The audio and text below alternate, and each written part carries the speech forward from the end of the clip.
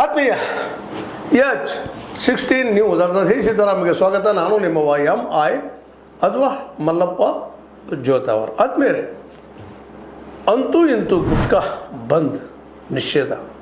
ಗುಟ್ಕಾ, ತಂಬಾಕು, ನಿಕೋಟಿನ್ ಬಂದ್. ಇದು ನಿಜವಾಗಿಯೂ ಗುಟ್ಕಾ ಪ್ರಿಯರಿಗೆ ಶಾಕ್.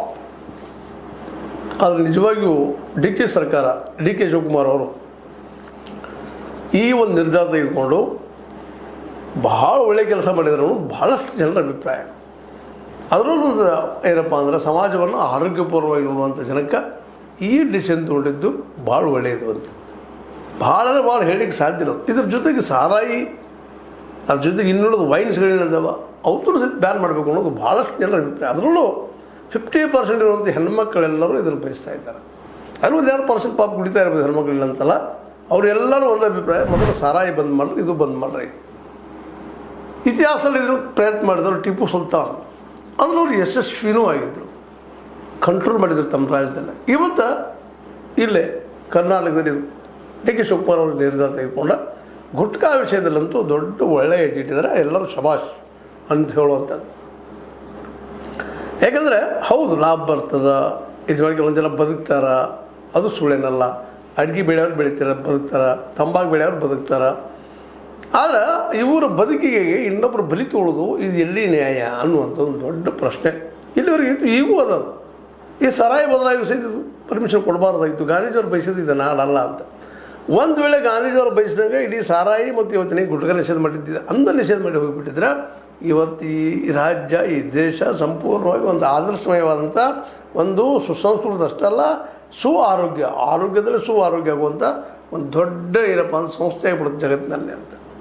ಅದು ದುರಂತ. ಗಾಂಧೀಜಿಯವ್ರ ಮಾತನ್ನು ನಾವು ಕೇಳಿಲ್ಲ, ಪಾಲಿಸಲಿಲ್ಲ, ಯಾಕೋ ಏನೋ ಆ ವಿಷಯದಲ್ಲಿ ನಾವು ಸೋತು ಹೋಗ್ಬಿಟ್ಟಿವಿ ಅಂತ. ಇವತ್ತು ಅದರ ದುಷ್ಪರಿಣಾಮ ಇವತ್ತು ನೋಡ್ರಿ, ಗುಟ್ಕಾ ತಿನ್ನೋದು, ಆರೋಗ್ಯ ಹಾಳು ಮಾಡ್ಕೊಳ್ಳೋದು, ಕ್ಯಾನ್ಸರ್ ಮಾಡ್ಕೊಳ್ಳೋದು, ಮತ್ತೊಂದು ಮಾಡ್ಕೊಳ್ಳೋದು, ಹೊಟ್ಟೆ ಕೆಡಿಸೋದು, ಲಿವರ್ ಬಾದ್ ಮಾಡ್ಕೊಳ್ಳೋದು, ಏನಿಲ್ಲರಿ. ಒಂದು 35-40 ವರ್ಷ ಕಳೆದ್ರಾಗ ಆ ಜನರ ಪರಿಸ್ಥಿತಿ ಹೇಳ್ತೀರ. ಲಿವರ್ ಮೇಲೆ ಎಫೆಕ್ಟ್ ಆಗ್ತದೆ. ಗುಟ್ಕಾ ಒಂದು, ಸಾರಾಯಿ ಒಂದಿದ್ರೆ ಆಯಿತು, ಜಲ್ದಿ ಮೇಲಕ್ಕೆ ಹೋಗೋದು ಹಾಗೆಲ್ಲ. ಆ ದಿಶೆಯಲ್ಲೇ ಡಿ ಕೆ ಶಿವಕುಮಾರ್ ಅವರು ದಿಟ್ಟ ಹೆಜ್ಜೆ ಇಟ್ಟಿದ್ದಾರೆ. ಇದು ಒಂದು ಲೈಕ್ ಮಾಡುವಂಥದ್ದು. ಹೌದು, ಇವತ್ತು ಅಡಿಕೆ ಬೆಳೆಗಾರರು ಟೀಕಾ ಮಾಡ್ತಿದ್ದಾರೆ, ಇಲ್ಲ ನಮ್ಮ ಬದುಕಿ ಏನು ಅಂತ ಕೇಳ್ತಿದ್ದಾರೆ. ಅದು ಸುಳ್ಳಿರಲ್ಲ ಪಾಪ, ಅವರು ಅದು ನಮ್ಮ ಬದುಕ್ತಾ ಇದ್ದಾರೆ, ಅಡಿಕೆಯಲ್ಲಿ ಬೆಳೀತಾ ಇದ್ದಾರೆ. ಅದೇ ಕಾಲಕ್ಕೆ ತಂಬಾಕು ಬೆಳೆಯುವ ಬೆಳೆಗಾರರು ಸಹಿತ ಅವರು ಕೇಳ್ತಾ ಇದ್ದಾರೆ, ನಮ್ಮ ಬದುಕೇನಪ್ಪ, ನಮ್ಮ ಬದುಕೇನಂತಲೇ. ಇದಕ್ಕೆ ಈ ಎಲ್ಲದಕ್ಕೂ ನೋಡ್ರಿ, ಒಂದು ಮಾತು ನಾವು ಕನ್ನಡದಲ್ಲಿ ಗಾದಿ ಮಾತದ. ಒಂದು ಮಳೆ ಆಯ್ತಂದ್ರೆ, ಮಳೆ ಆದಾಗ ಕುಂಬಾರಿಗೆ ಏನಪ್ಪ ಅಂದರೆ ಯಾಕೆ ಮಳೆ ಆಗ್ತದಪ್ಪ ಅಂತೇಳಿ ಅದು ರೈತಗೆ ಖುಷಿ ಆಗುವಂಥದ್ದು. ಇಬ್ಬರಿಗೂ ಏಕಕಾಲಕ್ಕೆ ಖುಷಿ ಆಗುವಂಥ ವಿಷಯ ಅಲ್ಲ. ಆದರೆ ಹೆಚ್ಚು ಯಾರಿಗೆ ಹಾನಿ ಆಗ್ತದೆ ಅದು ನೋಡ್ಕೋಬೇಕಾಗ್ತದೆ. ಕೇವಲ ಲಾಭದೊಂದು ಉದ್ಯೋಗ ಇಟ್ಕೊಳ್ಳೋದಲ್ಲ, ಇಡೀ ಮನುಕುಲಕ್ಕೆ ನಾವು ದೊಡ್ಡ ವೈರಿ ಯಾವುದಪ್ಪ ಅಂತಂದ್ರೆ ಈ ಗುಟ್ಕಾ. ಈ ಗುಟ್ಕಾವನ್ನು ನಿಷೇಧ ಮಾಡಿದ್ದು ಜೊತೆಗೆ ಸಾರಾಯಿ ಇನ್ನೊಂದು ನಿಷೇಧ ಮಾಡಿದ್ರಂತೂ ಈ ರಾಜ್ಯ. ಹೌದು, ನಿಷೇಧ ಮಾಡಿ ಅಷ್ಟೇ ಬಿಡುವಾಗಿಲ್ಲ, ಬರೀ ನಿಷೇಧ ಮಾಡೋದು ಮತ್ತು ಏನಂತೀರಿ ನೀವು, ಬ್ಲ್ಯಾಕ್ದೊಳಗೆ ಸಿಗುವಂಥದ್ದು ಮತ್ತೆ ಸಿಗುವಂಥದ್ದಲ್ಲ. ನಿಷೇಧ, ಸಂಪೂರ್ಣ ನಿಷೇಧನ ಸಿಕ್ಕವ್ರು ಒಳಗೆ ಹೋಗುವಂಥದ್ದು, ಶಿಕ್ಷೆ ಆಗುವಂಥದ್ದು ಆಗಬೇಕು. ಆಗೋದಷ್ಟಲ್ಲ, ಯಾರು ತಯಾರು ಮಾಡಿದ್ರೆ ಅವ್ರಿಗೂ ಶಿಕ್ಷೆ ಆಗಬೇಕು. ಬರೀ ಶಿಕ್ಷೆ ಅಂತ ಹೇಳಿಬಿಡುವಾಗಿಲ್ಲ. ನಮ್ಮಲ್ಲಿ ಏನಾಗಿದೆಪ್ಪ ಅಂದರೆ, ಇವತ್ತು ಎಲೆಕ್ಷನ್ ಕಮಿಷನ್ದೊಳಗೆ ಇವು ಮಾಡಬಾರ್ದು, ತಪ್ಪು ಅಂತ ಹೇಳ್ತಾರೆ. ಶಿಕ್ಷೆ ಏನು ಅವುಗಳಿಗೆ ಕೆಲವುಗಳಿಗೆ ಕ್ಲಿಯರಾಗಿ ಕೊಟ್ಟಿಲ್ಲ. ಹೀಗಾಗಿ ಇಲ್ಲಿ ತಪ್ಪುಗಳು, ಅಪರಾಧಗಳ ಮೇಲೆ ಹಾಗೆ ಆಗ್ತಿರ್ತವೆ. ನೋಡಿರಿ, ಸ್ವತಃ ಲೋಕಾಯುಕ್ತ ಎಷ್ಟೋ ಭ್ರಷ್ಟರು ಹಿಡಿದ್ರು ಸಹಿತ ಎಷ್ಟೋ ಜನ ಭ್ರಷ್ಟ ತಪ್ಪಿಸ್ಕೊಂಡು ಹೋಗಿಬಿಡ್ತಾರೆ. ಯಾಕಂತಂದ್ರೆ ನಮ್ಮ ಕಾನೂನಲ್ಲಿರುವಂಥ ಲೋಪದೋಷಗಳಂತ. ಹಂಗೆ ಇಲ್ಲೂ ನಿಷೇಧ ಹೇರಿದ್ರೆ ನಿಷೇಧನ ನೋಡ್ರಿ. ಗುಜರಾತ್ನಲ್ಲಿ ನಿಷೇಧ ಹೇರಿದ್ರು ಗಾಂಧೀಜಿಯವರ ರಾಜ್ಯ ಅಂತೇಳಿ. ಆಗ ಇವತ್ತಿಗೂ ಅಲ್ಲಿ ತುಳುಗಿನಲ್ಲಿ ಬ್ಲ್ಯಾಕ್ನಲ್ಲಿ ಸಾರಾಯಿ ಮಾರಾಟ ಆಗ್ತದಂಥ ರಿಪೋರ್ಟ್ಸ್ಗಳಿದ್ದಾವೆ. ಅನೇಕ ಜನ ಈ ಬ್ಲ್ಯಾಕ್ ಸಾರಾಯಿ ಕೊಡೋದು, ಮತ್ತೆ ಅವ್ರು ಸಾರಾಯಿ ಕೊಡೋದು ಸತ್ತಿದ್ದು ನಾವು ನೋಡ್ತಾ ಇದ್ವಿ.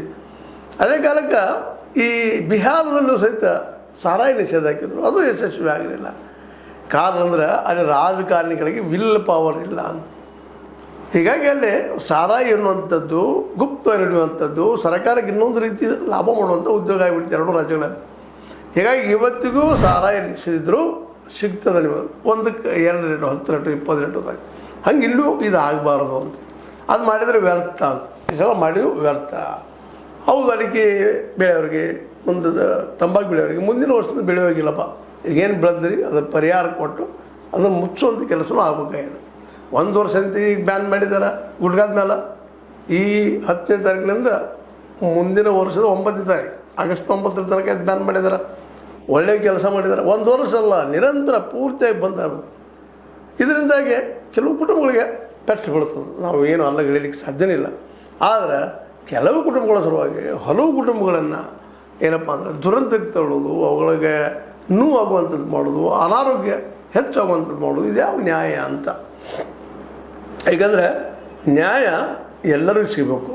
ಇದರ ಅರ್ಥ ಏನಪ್ಪ ಅಂತಂದ್ರೆ ಈ ನ್ಯಾಯ ಎನ್ನುವಂಥದ್ದು ಅಥವಾ ಈ ಒಂದು ಏನು ಆರೋಗ್ಯ ಎನ್ನುವಂಥದ್ದು ಭಾಳ ಮಹತ್ವದ್ದು.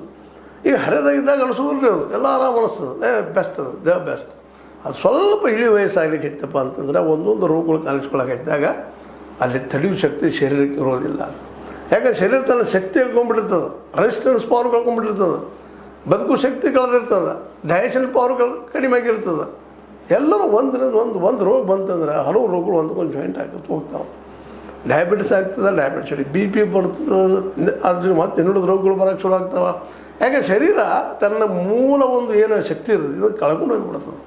ಹೀಗಾಗಿ ಇವತ್ತು ಈ ಗುಟ್ಕಾ ನಿಷೇಧ ಮಾಡಿದ್ರಿಂದಾಗಿ ಸಹಜವಾಗಿ ಎಲ್ಲರೂ ಖುಷಿ ಪಡೋದು ಅಷ್ಟೇ ಅಲ್ಲ, ಈ ಪ್ರಾಮಾಣಿಕವಾದ ಪ್ರಯತ್ನ ಆಗಬೇಕು ಡಿ ಕೆ ಶಿವಕುಮಾರ್ ಅವರಿಂದ. ಇದನ್ನು ಎಲ್ಲರೂ ಸ್ವಾಗತ ಮಾಡ್ತಾರೆ. ಏನೋ ಒಂದು 15% 50% ಜನ ವಿರೋಧ ಮಾಡ್ತಾರೆ. ವಿರೋಧ ಯಾಕಪ್ಪ ಅಂತಂದ್ರೆ ನಮ್ಮ ಹೊಟ್ಟೆ ಮೇಲೆ ಕಾಲು ಬತ್ತು, ನಾವು ಉದ್ಯೋಗ ಮಾಡ್ತಿದ್ದೀವಿ ಅಂತೇಳಿ. ಕೆಲವು ಜನರ ಹೊಟ್ಟೆ ಮೇಲೆ ಉದ್ಯೋಗಕ್ಕಾಗಿ ಅವ್ರ ಬದುಕಿಗೆ ಇಡೀ ಮಾನವ ಜನಾಂಗವನ್ನು ರೋಗಕ್ಕೆ ತಳ್ಳುವುದು ಇದು ದೊಡ್ಡ ಅನ್ಯಾಯ ಅನ್ನೋದನ್ನು ಈ ಸಂದರ್ಭದಲ್ಲಿ ಮತ್ತು ಸ್ಪಷ್ಟವಾಗಿ ಹೇಳಬೇಕಾಗಿದೆ. ಹೀಗಾಗಿ ಈಗೇನಾಗ್ಯದ, ಈ ಬ್ಯಾನ್ ಏನಾಗ್ಯದ ನಿಕೋಟಿನ್ ವಸ್ತುಗಳ ಮೇಲೆ ಇದು ಭಾಳ ಒಳ್ಳೆಯದು. ಎಂದೂ ಆಗಬೇಕಾಗಿತ್ತು, ಈಗಾಗ್ಯದ. ಕಡಿಕ ಏನಂತಲ್ಲ ದೇರಾಯ ದುರಸ್ಥಾಯ ಅಂತ. ಹಾಗೆ ಇದು ಸಾರಾಯಿ ಮೇಲೂ ಆಗಬೇಕಾಗಿದೆ. ಸಾರಾಯಿ ಒಂದು ಬ್ಯಾನ್ ಆಗಿಬಿಡ್ತಪ್ಪ ಅಂತಂದ್ರೆ, ಪ್ರಾಮಾಣಿಕ ಬ್ಯಾನ್ ಅಂತಂದ್ರೆ ಈ ದೇಶದಲ್ಲಿ ಮೋಸ್ಟ್ಲಿ ಭಾಳಷ್ಟು ರೋಗಗಳು ಇಲ್ಲಂಗಾಗಿ ಹೋಗ್ಬಿಡ್ತಾವೆ. ಏನು ಸಹಜವಾಗಿ ಬರುವಂಥ ರೋಗಗಳು ಬೇರೆ ಬರ್ತಾವ ಹೋಗ್ತಾವ, ಅದಕ್ಕೆ ಬಲಿ ಅವರೆಲ್ಲರೂ ನಾವಿದ್ದೀವಿ. ಮತ್ತು ಪ್ರತಿಯೊಬ್ಬರಿಗೂ ಇದು ರೋಗ ಇಲ್ಲದ ಮನುಷ್ಯ ನಮಗೆಲ್ಲೂ ಸಿಗೋದಿಲ್ಲ. ಆದರೆ ನಾವಾಗಿ ಕರ್ಕೊಳ್ಳೋ ರೋಗ ಯಾವ್ದಿದ್ರೆ ಅದು ಗುಟ್ಕಾ ತಿನ್ನೋದು, ನಾವಾಗಿ ಕರ್ಕೊಳ್ಳೋ ರೋಗ ಯಾವುದಿದ್ರೆ ನಿಕೋಟಿನ್ ತಿನ್ನೋದು, ನಾವಾಗಿ ಕರ್ಕೊಳ್ಳೋ ರೋಗ ಇಲ್ಲದ್ರೆ ಸಾರಾಯಿ ಕೊಡೋದು. ಇವುಗಳಿಂದಾಗೆ ನಾವು ಸಹಜವಾಗಿ ಸಾಯ್ಬೇಕಾದಂಥವರು ನರಳಿ ಆ ರೋಗಗಳ ಹಾವಳಿಯಿಂದ ಸತ್ತು ಹೋಗುವಂಥ ಪ್ರಸಂಗ ಬರ್ತದೆ. ಇದು ಸಹಿತ ನೆನಪಿಡಬೇಕಾಗಿದೆ. ನೋಡ್ರಿ, ಇವತ್ತು ಈ ಗುಟ್ಕಾ ತಿಂದ್ರೆ ಕ್ಯಾನ್ಸರ್ ಬರ್ತದೆ ರೀ, ಊಟ ಮಾಡಲಿಕ್ಕೆ ಗಂಟ್ಲು ಬಂದಾಗಿಬಿಡ್ತದೆ, ಇಲ್ಲೋ ಗಂಟ್ಲು ಅನ್ನ ಆಹಾರ ಹಾಕಬೇಕಾಗ್ತದೆ ರೀ. ಅದು ಹಾಕಾಗ್ಬಂದು ಮತ್ತೊಂದು ಪದಲ್ಲಿ ನೋಡ್ತಾ ಇದ್ರೆ ಇಷ್ಟು ಭೀಕರ ಅನಿಸ್ತದೆ, ಈ ರೋಗ ಬರಬಾರದಪ್ಪ ಅಂತೇಳಿ. ಆದರೆ ಬಂದರೆ ಏನು ಮಾಡೋದು, ಬಂದರೆ ಏನು ಮಾಡೋಕ್ಕೆ ಸಾಧ್ಯ ಇಲ್ಲ, ಅದು ಸುದಷ್ಟೇ ಅನ್ನೋದ್ರಲ್ಲಿ ಎರಡು ಮಾತಿಲ್ಲ. ಹೀಗಾಗಿ ಡಿ ಕೆ ಶಿವಕುಮಾರ್ ಅವರು ಏನೋ ಆಗಲಿ ಈ ಒಂದು ನಿರ್ಧಾರ ತೆಗೆದುಕೊಂಡ ಇದನ್ನು ನಿಜವಾಗಿಯೂ ಮಾನವ ಕುಲಕ್ಕೊಂದು ಒಳ್ಳೆಯ ಕೆಲಸ ಮಾಡಿದ್ದಾರೆ. ಹಾಗೆ ಸಾರಾಯಿ ಒಂದು ಮಾಡಿ ನಿಜವಾದ ಅರ್ಥದಲ್ಲಿ ನಿಷೇಧ ಬರಲಿ. ಸುಮ್ಮನೆ ಜನ ಮೆಸ್ತಾರಂತೇಳಿ ನಿಷೇಧ ಮಾಡೋದು ಮತ್ತು ಬ್ಲ್ಯಾಕ್ ಮಾರ್ಕೆಟ್ದಾಗ ತುಟ್ಟಿ ಮಾರಿಸಿ ಅದ್ರ ಲಾಭವನ್ನು ಮಾಡ್ಕೊಳ್ಳೋ ಹೋಗುವಂಥ ಸರ್ಕಾರ ಮಾಡಬಾರ್ದು. ಅಂಥದ್ದು ಮಾಡಿದರೆ ಅದು ಇದಕ್ಕಿಂತಲೂ ಘನಘೋರವಾದ ಅಪರಾಧ. ಆ ಅಪರಾಧ ಕ್ಷಮೆನೇ ಇಲ್ಲ. ಯಾಕಂದ್ರೆ ಒಂದದ್ದು ಅದು ತುಡಿಗೆಯಿಂದ ಮಾರೋದ್ರಿಂದಾಗೆ ಅಲ್ಲಿ ಮೆರಿಟ್ ಇರೋದಿಲ್ಲ, ಸ್ವಚ್ಛ ಅಥವಾ ಮತ್ತೇನೂ ಇರೋದಿಲ್ಲ. ಅಲ್ಲಿ ಅನೇಕ ಅವೈಜ್ಞಾನಿಕ ತಂತ್ರಗಾರಿಕೆ ಉಪಯೋಗ ಮಾಡಿಕೊಂಡು ತಯಾರು ಮಾಡಿರ್ತಾರೆ. ಹೀಗಾಗಿ ಇನ್ನಷ್ಟು ಹೆಚ್ಚು ಹೊಡೆದು ಬಿಡ್ತದೆ. ದಯವಿಟ್ಟು ಆ ದಿಶೆಯಲ್ಲೇ ಸರ್ಕಾರ ಭಾಳ ಕಟ್ಟುನಿಟ್ಟಿನ ಕ್ರಮ ತೆಗೆದುಕೊಂಡು ಪೂರ್ತಿಯಾಗಿ ಬ್ಯಾನ್ ಮಾಡಬೇಕು.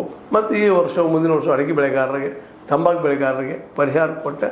ಯಾಕಂದ್ರೆ ಅನೇಕ ಜನ ರೋಗಿಷ್ಟಾಗೂ ತಪ್ತದ, ಅದರ ಬೆನಿಫಿಟ್ ಅವ್ರು ಕೊಡೋಕೆ ಬರ್ತದೆ. ಮತ್ತು ಬೇರೆ ಬೆಳ್ಕೊಂಡ್ರೆ ಪದ ಹೇಳಕ್ಕೆ ಬರ್ತದೆ. ಅಡಿಕೆನಾಗಿ ಬೆಳಿತೀರಿ, ತಂಬಾಕಾಗಿ ಬೆಳಿತೀರಿ, ಬೇರೆ ಬೆಳೀರಿ ಅಂತೇಳಿ ಅವ್ರಿಗೆ ಒತ್ತಡದಿಂದ ಮಾಡಿಸ್ಲಿಕ್ಕೆ ಬರ್ತದೆ.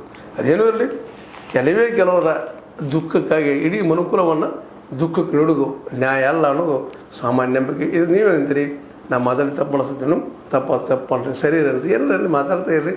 ಈ ನಿಕೋಟಿನ್ ಯುಕ್ತ ತಂಬಾಕು ಏನು 2 ಪ್ಯಾಕೆಟ್ ಹಾಕೋತೀವಿ ಅಂತ ತಂಬಾಕದ ಈ ಗುಟ್ಕಾ ಅದಲ್ಲ, ಇದನ್ನು ನೀವೆಲ್ಲರೂ ಮನಸ್ಸಿಂದ ಬಿಟ್ಟರೆ ಭಾಳ ಒಳ್ಳೆಯದು. ನಿಮ್ಮ ಬದುಕು ಹಸನಾಗ್ತದೆ, ಸುಂದರ ಆಗ್ತದೆ. ಇದು ನೋಡಿ ಮತ್ತೇನು ಹೇಳಿಲ್ಲ ನಿಮ್ಗೆ. ಇದು ನಿಮ್ಗೆ ಲೈಕ್ ಆಗಿರ್ಬೋದು, ಲೈಕ್ ಮಾಡಿ ಶೇರ್ ಮಾಡಿ ಕಮೆಂಟ್ ಮಾಡಿಸಿದ್ರೆ ಸಬ್ಸ್ಕ್ರೈಬ್ 16 ನ್ಯೂಸ್ ಅರ್ಥ ಇರೋದು ಸತ್ಯದ ಕೈಗೊಂಡು ವಂದನೆಗಳು. ಆತ್ಮೀಯ ಸಾರ್ವಜನಿಕರಲ್ಲಿ H16 ಅರ್ಥಾತ್ ಸೀತಾರಾಮದಿಂದ ಒಂದು ಮನವಿ. ಈ ಸಂಸ್ಥೆ ಭ್ರಷ್ಟಾಚಾರ, ಅನ್ಯಾಯ, ಅತ್ಯಾಚಾರಗಳಿಂದ ನೊಂದವರ ವೇದಿಕೆ. ಅನ್ಯಾಯಕೋರರ, ಭೂಗಳ್ಳರ, ನಶಾ ಸಾರಾಯಿ ಮಾಫಿಯಾಗಳ ವಿರುದ್ಧದ ಧ್ವನಿ. ರೈತರ, ಕೂಲಿಕಾರ, ಕಾರ್ಮಿಕರ, ಬಿದ್ದ ಸಮುದಾಯ ಜನರ ಧ್ವನಿ ಬೆಂಬಲವಾಗಿ ನಿಂತು ತನುಮನ ಧನದ ಸಹಾಯಕ್ಕೆ ಸಾರ್ವಜನಿಕರಲ್ಲಿ ಕೋರಿಕೆ. ದಾನದ ಸಹಾಯ ನೀಡಿ ಸ್ವಾತಂತ್ರ್ಯ ಪತ್ರಿಕೋದ್ಯಮ ಉಳಿಸಿ ಬೆಳೆಸಿ. ವಂದನೆಗಳು. ತಮ್ಮನ್ನೇ ನಂಬಿರುವ ಮಲ್ಲಪ್ಪ ಇ ಜೋತಾವರ್.